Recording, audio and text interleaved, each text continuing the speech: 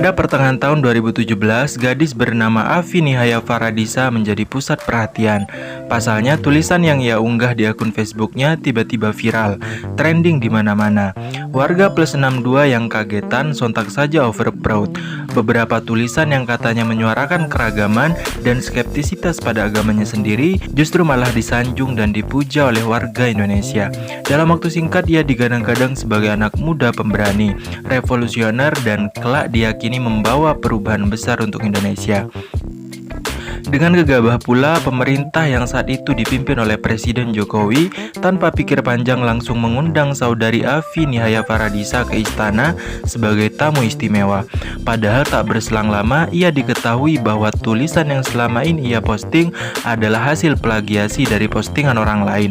Sontak saja masyarakat berbalik arah. Afi yang semula dipuja, disembah dan disanjung setinggi langit, tiba-tiba dihempaskan hingga terjerembab, terperosok hingga ke inti bumi, dicaci dan dihujat oleh penggemarnya yang terlanjur kecewa. Dan lagi pula pemikirannya yang selama ini dianggap terbuka alias open-minded, penganut paham heterogenitas, padahal sejatinya misi yang ia usung adalah ingin mempropagandakan paham sekularisme dan liberalisme. Namun seiring berjalannya waktu, setelah kenyang melahap hujatan dan cacian dari kasus plagiarisme saat SMA, kini ia menempuh pendidikan ilmu psikologi di bangku kuliah. Oh, jangan-jangan itu adalah alasan kuat mengapa ia memilih jurusan psikologi untuk mengobati kejiwaannya sendiri setelah gejolak hidup yang ia lalui sedemikian rupa sebelum ia memanfaatkan ilmunya untuk orang lain. Namun sungguh mengejutkan, setelah ia sah dinyatakan sebagai plagiator, nampaknya makin kesini ia semakin berusaha menunjukkan bahwa ia mampu menulis, dan kali ini kita akan membahas beberapa pemikiran terlampau berani alias nyeleneh yang lantang ia gaungkan belakangan ini. Yang pertama, ibu rumah tangga lebih murahan dibanding Vanessa Angel.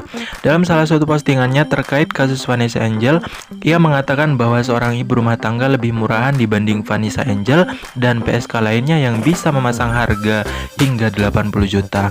Afi kagum serta bangga pada Vanessa Angel tentang bagaimana Vanessa membangun value atau nilai jualnya hingga harganya meroket.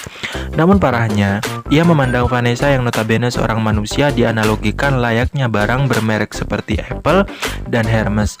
Ia beralasan ibu rumah tangga hanya diberi biaya bulanan yang tak seberapa, namun sudah merangkap sebagai koki, tukang bersih-bersih, babysitter, dan lain sebagainya. Sedangkan Vanessa atau prostitut lainnya dibayar dengan harga tinggi hanya untuk sekali pertemuan. Sepertinya gadis ini memandang ikatan pernikahan layaknya transaksi jual beli, bukan ikatan sakral yang halal sesuai syariat Tuhan. Sampai saat ini saya meragukan ilmu psikologi yang ia pelajari. Bahkan mungkin aktivis feminis pun berseberangan dengan pemikiran Afi ini. Yang kedua, Afi menyebut Kiai Haji Ma'ruf Amin sebagai penjahat SARA. Tahun lalu ketika dalam suasana Pilpres, Afi sempat menyebut Kiai Haji Ma'ruf Amin sebagai penjahat SARA dalam postingannya. Ya, memang tidak secara gamblang, namun berkaitan dengan momentum Pilpres, tentu saja yang dimaksud oleh Afi konotasinya sudah terang benderang mengarah kepada siapa. Sebagai muslim, kiranya tindakan ini terlalu lancang terhadap seorang tokoh agama sekelas Kiai Haji Ma'ruf Amin. Tapi rasanya sudah harap maklum bagi perempuan satu ini, karena sejak belia ia memang memiliki hobi mendiskreditkan agama dan saudara seimannya sendiri. Yang ketiga, mengaku paham ilmu tafsir dan tak mau didoakan jadi wanita salihah.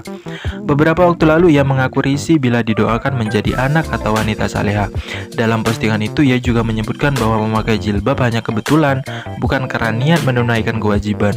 Juga mengaku selalu naik kelas di madrasah dan dipuji oleh ustadz dan ustazahnya atas kepiawaiannya dalam ilmu tafsir. Wah, mempermasalahkan istilah salihah yang sudah mengakar di masyarakat seolah ingin merekonstruksi atau merusak tatanan yang sudah ada. Dengan struktur berpikir seperti itu, artinya Afi menganggap doa mengharap seseorang menjadi salihah adalah tak ubahnya melontarkan beban yang bermuatan intimidatif pada orang lain untuk menjadi salihah pada hakikatnya. Wah, benar-benar bocah ini. Ini hanya segelintir dari sekian banyak pemikiran aneh bin nyeleneh yang kerap Afi posting dengan kata-kata sotoy meledak-ledak di akun sosmednya.